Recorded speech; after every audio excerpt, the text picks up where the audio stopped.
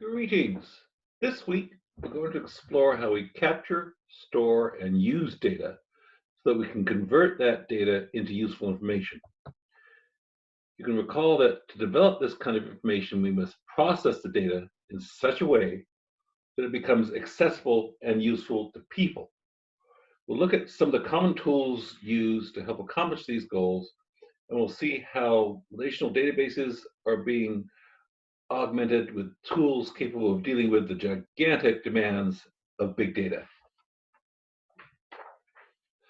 As the volume of data continues to rise sharply, the capture, storing, and managing of that data is quickly becoming one of the biggest business challenges. Companies are struggling to develop new management tools to handle the overwhelming load of new data.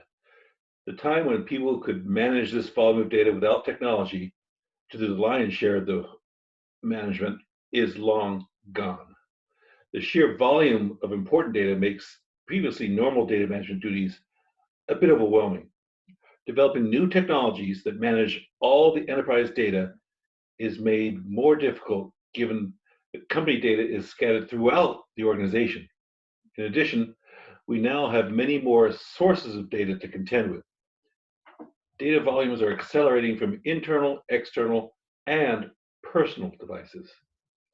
Office automation equipment designed to offload people duties are now smart devices flooding networks with all kinds of device data.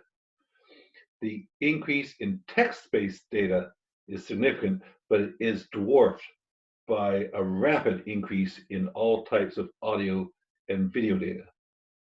Bottom line here is that while data management has become one of the most important business resources for a competitive firm and competitive information, is also creating an increasing drag on company resources needed to manage it. No discussion on management data would be complete without describing some of the characteristics of data capture and storage that make some complexity added to the work. The bullets on this slide are just a taste of some of the issues that face data managers. It turns out that the value of data may degrade over time. It may be time sensitive, and the older it gets, the less resources might be required to keep it. But given significant costs associated with managing data assets, it makes sense to spend resources on the most important data assets. The media that we store data on isn't permanent. All storage media is subject to some form of degradation over time, and under environmental conditions, it's just a natural order of things. We may need to store data in multiple places and then refresh it from time to time. The more data we maintain, the greater the security requirements we have. Lost data may often be less problematic than changed or corrupted data that has been compromised in some way. Corporate secrets may be much less valuable if they've been seen by unauthorized eyes or competitors. As more and more private and personal data is being stored, we have an increasing regulatory burden driven by government and industry watchdogs. If our company operates across country boundaries, we find that each country has different regulations that impact our data management policies. Whole careers and companies are emerging to address this growing area of company oversight. At a minimum, companies are developing strategic policies that govern how they manage their data assets. Generally, this work is referred to as data governance. The complexity relating to data governance forces organizations to develop hard and fast policies and procedures that set up rules for the creating, collecting, handling, and protecting of its information. This can get a bit tricky as medium to large companies often have multiple locations, and sometimes these locations are in different countries. You can imagine a challenge of acquiring a company and then trying to sync your own data governance policies with those of the acquired company. Companies being forced to develop master data management plans that are capable of deployment across the entire enterprise and will satisfy the various regulatory entities with which the company has to deal. One of the common practices in this effort is to identify the core data that represents the essence of the essence of the company's business model. This core data schema is often referred to as master data and represents those key entities such as customers, vendors, from which they collect data. This master data schema will change little over time, but the transactions that they have with these entities represent the bulk of new data flowing into the company. Being able to identify these more stable master data elements, as well as day-to-day transaction data, allows companies to structure their data capture and storage in ways that support fast transactional operations. There are many tools that allow companies to structure their data, but by far the most prolific family of data tools out there has been relational databases. Databases are organized data that are organized into storage structures that we'll call files. Just like the file folder on a file cabinet, data files only hold what we put in them. These data files are a foundational structure used by relational databases. Relational databases have been the primary data workhorse in business since the 1970s. The wave of new data inundating companies today requires more advanced data handling tools. Looking at the structure of relational databases is useful for us to see how the data is organized and used. Now keep in mind that database management tools allow us a tremendous amount of processing added to the data so we can retrieve it quickly when we need it. However, putting data into accessible structures requires us to think about those structures before we build them. Remember that once the database has been designed and data is being captured into it, it's very hard to change the overall structure of that design. We tend only to store the parts of the data we feel are important for future. Data left out of the database is lost for future use, so sound decisions on what data to collect is vital. As we mentioned before, this type of processing takes a lot of people and computer resources. But we do this to gain a very quick access to the data we need for when we need it in the future. The design rules we use to build databases introduces various constraints and design principles that help minimize data anomalies and maximize our access to the right data as required. As you read in the text, and we'll see in the next several slides, the relational database model allows us to create form in our data storage that preserves the integrity of the data while making sure we can quickly access what we want. Sometimes a picture can replace a lot of words, and the idea of this graphic is to suggest that data from the three departments would be very different in nature. The database management system is used to capture all this disparate data and save it in a structured way into the database files. This allows the individual departments to use whatever applications suit them and to be able to store their data in an enterprise-wide database where data management can assure the integrity of the data for future access to it. These structured database tools minimize errors in the data we keep and maximize our access to that data. Database management systems allow developers to enforce many kinds of rules to customize the input and output of the database files with the view of limiting potential problems in the future. An example of a general rule might be to eliminate data redundancy, to reduce storage requirements, and to maximize conflicts between different versions of data. At the same time, data created by one type of application may need to be isolated from other applications because it might not be compatible. We set constraints on the data to allow us to better manage the quality and integrity. For example, each piece of data is identified by its type. For example, by typing the data as a date, we won't mistake it for an ordinary text piece later. The database management system allows us to create and implement this organization for information about the data. We call this extra organizing of the data metadata. Metadata is essentially characteristic information about the data we are storing. Creating this useful metadata is part of your pre-processing work that gets added to the original data. Database management systems provide database developers with many tools that supply the required security for a set of data.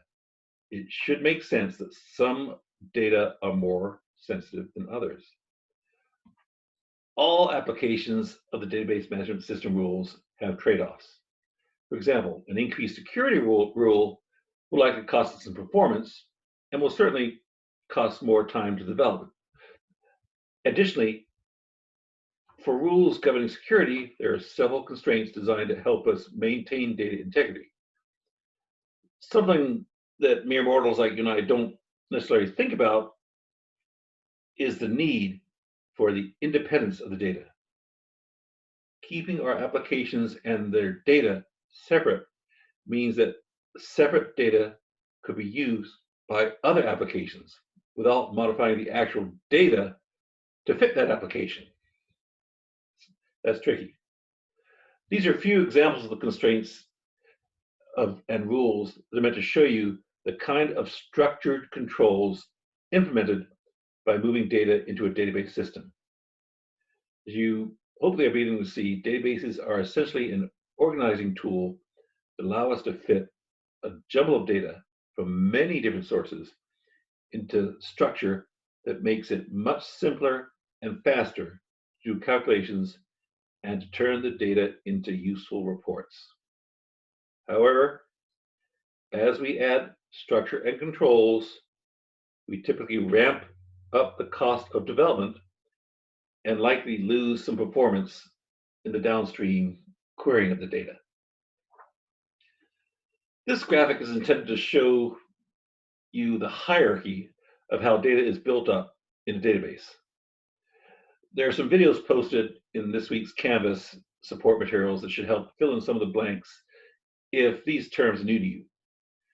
The fundamental unit of information in a digital computer is the bit, B-I-T. Due to the nature of the digital computer, all data is represented by zeros and ones within the architecture of the system. For our purposes, a character, number, or other symbol symbols are comprised of a unique combination of bits. For historical reasons, 8 bits create a byte. In most computers today, it takes 16 bits, or 2 bytes, to represent every letter or number. So a person's name has multiple letters and therefore several bytes to represent that name. In databases, the fundamental unit of data is called a field. Now, these fields are variables that have a certain type of data, such as a string or number. Fields contain a complete piece of data, such as first name, last name, address, etc. A record is the next level of granularity. A record is made up of one or more fields. People, what you need, get to decide which fields will be contained in a record. For example, I might have a customer table where each record contains 8 fields: customer identifier, first name, last name, street address, city, state, zip code, phone number. The idea here is that each record has all the same fields, although the individual data elements of each record field vary from one record to another. A full set of records comprise a table or file. Tables typically represent a set of data. For example, I might have a customer table that has all the interesting fields to me that tell us about the customer. Another table might contain all the sales transactions, and a third might hold product information. Check out the Canvas tutorials for a more complete discussion on these topics. The table here is to demonstrate some of the elements of that table. Keep in mind that virtually all relational databases have multiple tables which are related together in some way. It is this relationship between these tables that create the value in relational databases. Otherwise, there would be little value in forcing our data into just these two-dimensional tables. These tables are sometimes called database files. The table name that describes the nature of the data is found on this table. In this case, all the fields hold data relating to the customer. Each column in this table represents a piece of information about that customer. We call each cell under this column a field. Notice the field name of the column describes the data that will be held in each of the cells in that column. The information recorded in each of these cells are called attributes. This is because they describe an important characteristic of the entity that are of interest to us in some way. Each row in the table is a complete customer record.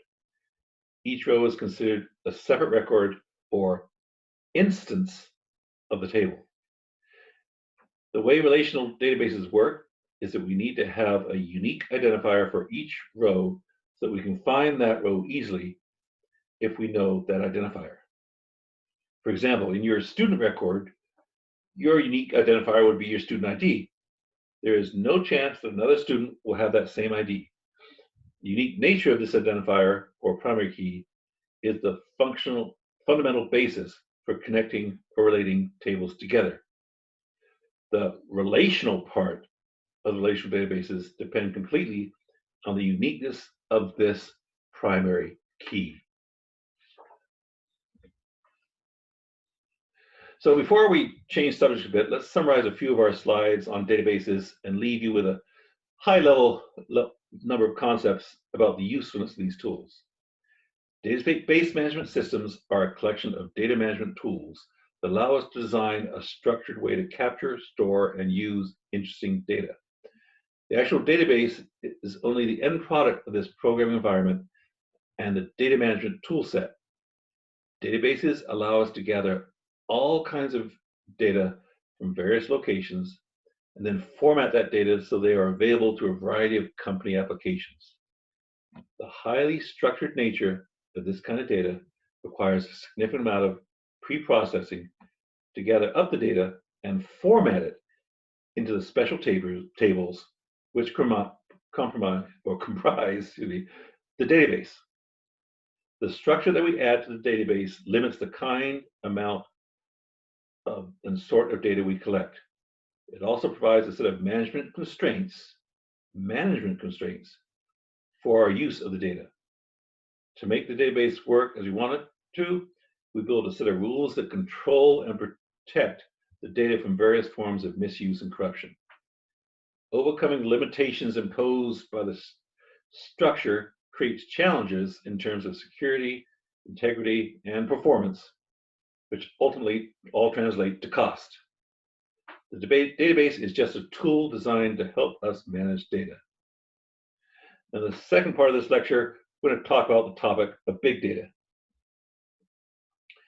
The next few slides will briefly touch on the topic of big data and some of its implications to businesses. As with all the topics covered in this chapter, this is only an introduction to the concept of and some of the supporting terms. The idea here is for you to become familiar with some of the building blocks of business information systems. It's hard to talk about organizational data without slipping into a discussion about a relatively new way of to think about organizational data called big data. The term big data is kind of an unfortunate one because it doesn't really provide a clear definition of the data that we're trying to describe. Now, companies have been dealing with large data sets for decades. It is true that there is now far more data to deal with than ever before, but it's the changing nature of the data that's interesting for our discussion. A consulting firm called the Gartner Group gives this definition of big data: diverse, high volume, high velocity information assets that require new forms of processing to enable enhanced decision making, insight discovery, and process optimization. Whew. There are a lot of ideas packed into that sentence, so let's take a few minutes to develop these ideas. Large data sets are different than small ones, and big data sets are very different from large ones. The world has never seen such a vast amount of data available online. There is far too much for us to deal with, so we need to find ways to filter out everything we don't need. A few things we need to keep in mind about this big data is that it now comes from so many different sources. Excuse me. Data collected outside our firm has unknown quality and has been collected by many data capturing devices. Some are reliable, some are not.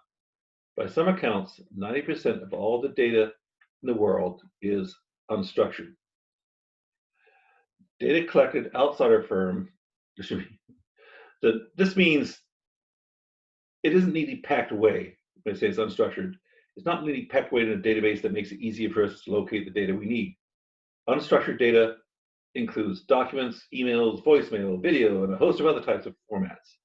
In some cases, we are also very interested in the information about the information stored. So again, we're interested in the information about the information. Remember our previous discussions about metadata. In some circumstances, we might be more interested in the metadata than the data itself. For example, government agencies may be more interested in the phone number, place, and time of the call than they might be in the actual conversation. Of course, the high-speed internet and our local area networks are delivering far more data per second than ever before.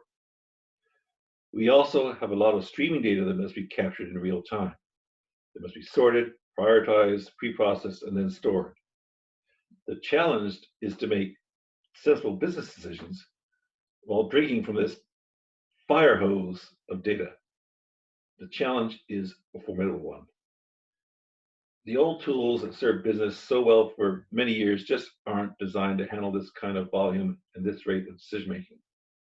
New sources of data are being introduced in a torrent of new types of data in daily business operations. Meanwhile, we still have the traditional enterprise data generating from our day-to-day activities. Every smart device is capturing tons of data and adding to our network in ever-increasing volumes. For example, the sensors on a jumbo jet traveling from New York to London generate over a terabyte of data for each flight. Hospital devices capture everything digitally and put that data online in real time. The biggest data generators on the internet are social media and video services.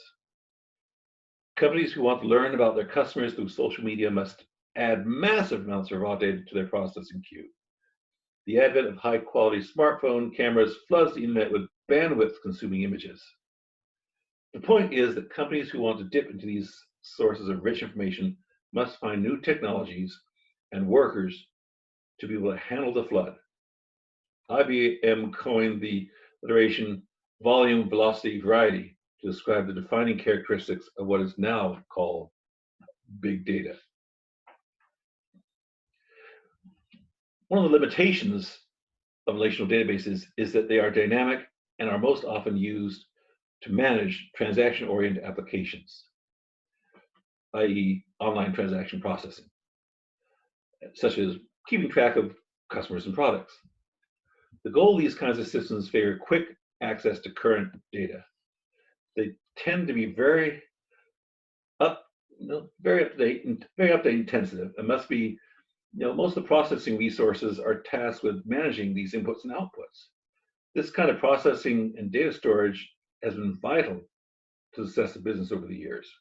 However, they are not the best tools for looking over historical data and looking for trends and patterns.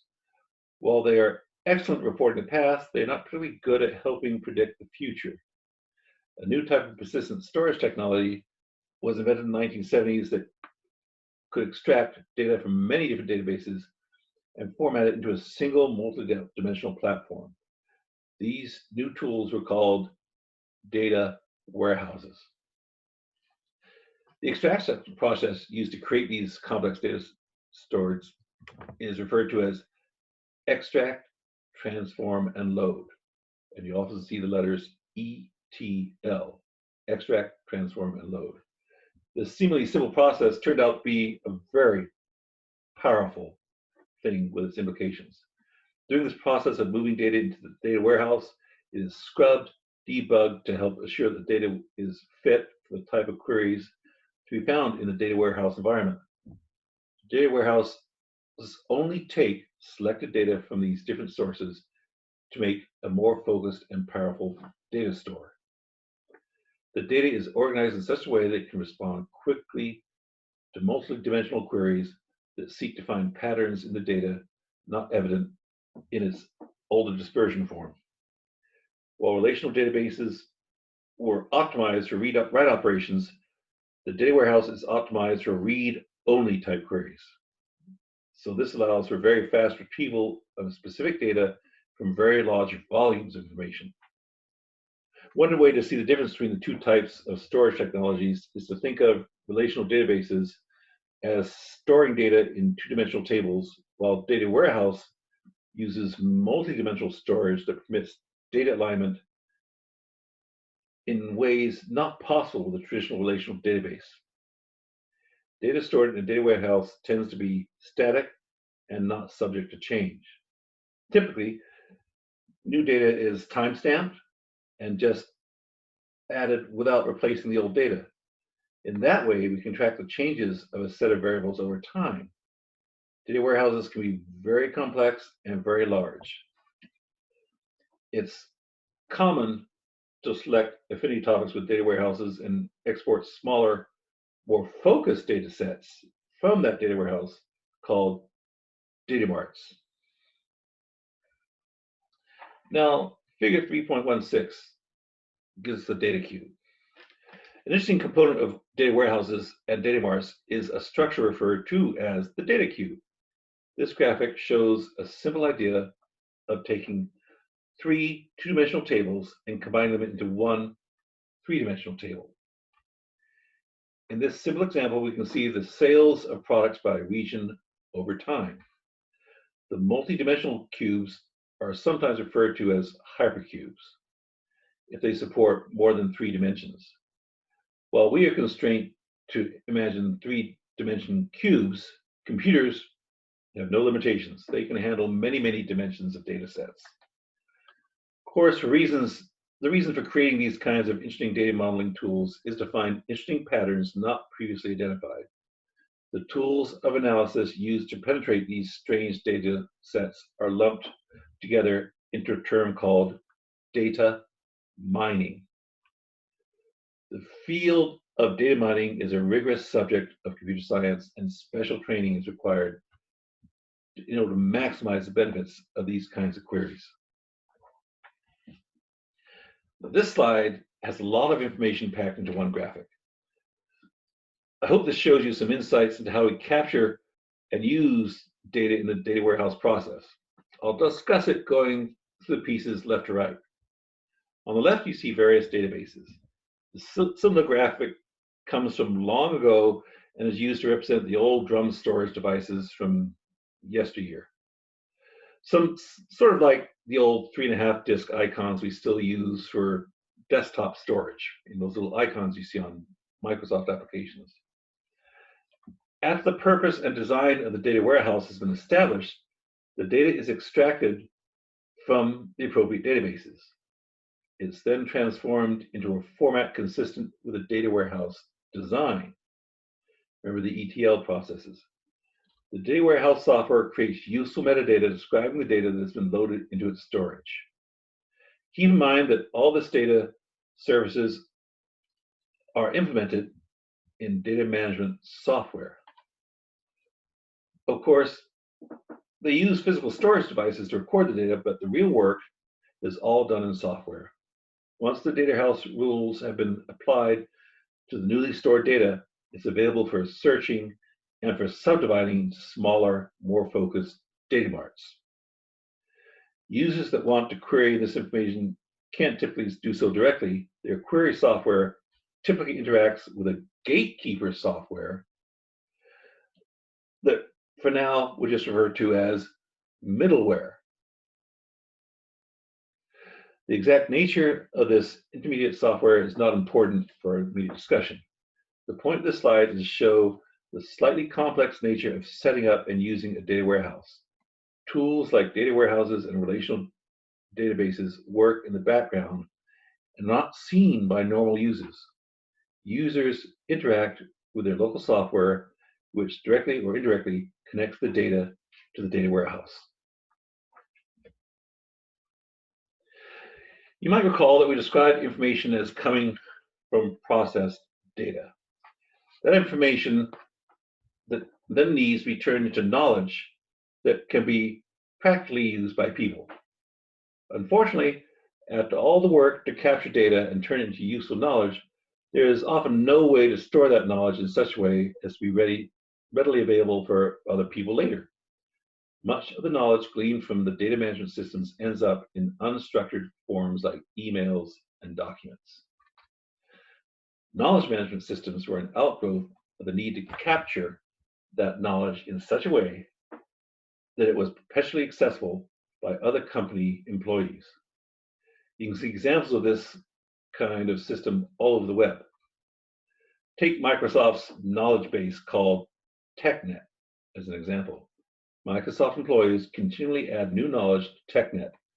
Customers and employees can take direct advantage of that knowledge gained by others as they navigate the system.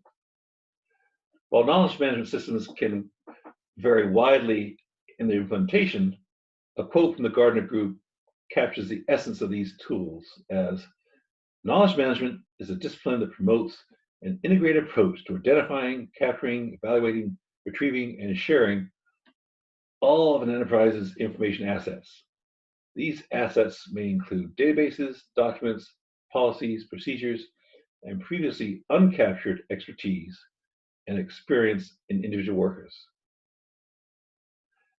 As with all organized efforts to develop repeatable practices, the knowledge management system follows a particular life cycle that promotes systematic refinement of that knowledge base over time. A functioning knowledge management system follows a cycle that consists of 6 steps. The reason the system is cyclical is that knowledge is dramatically refined over time. Knowledge in an effective knowledge management system is never finalized and becomes the environment, and as the environment changes over time, knowledge must be updated to reflect those changes. The cycle works as follows. Create knowledge. Knowledge is created as people determine new ways of doing things or develop know-how. Sometimes external knowledge is brought in. Capture knowledge. New knowledge must be identified as valuable and be represented in a reasonable way. Refine knowledge. New knowledge must be placed in a context so that it is actionable. This is where tacit qualities, human insights, you might say, must be captured along with explicit facts. Store knowledge. Useful knowledge must be stored in a reasonable format in a knowledge repository so that others in the organization can access it. Manage knowledge. Like a library, the knowledge must be kept current. It must be reviewed regularly to identify that it is relevant and accurate. And finally, disseminate knowledge. Knowledge must be made available in a useful format to anyone in the organization who needs it, anywhere, anytime. So in this week's lecture, we covered a lot of issues and some of the more common ways of implementing data governance across the information system. We've showed how relational databases work and how they are not quite adequate to handle the high volumes and variety sources of big data. We discussed some of the differences between relational databases and data warehouses and why you might choose one over the other. And we ended up talking briefly about the knowledge management systems and how they can be used to retain the hard-won company knowledge gleaned by the employee over time.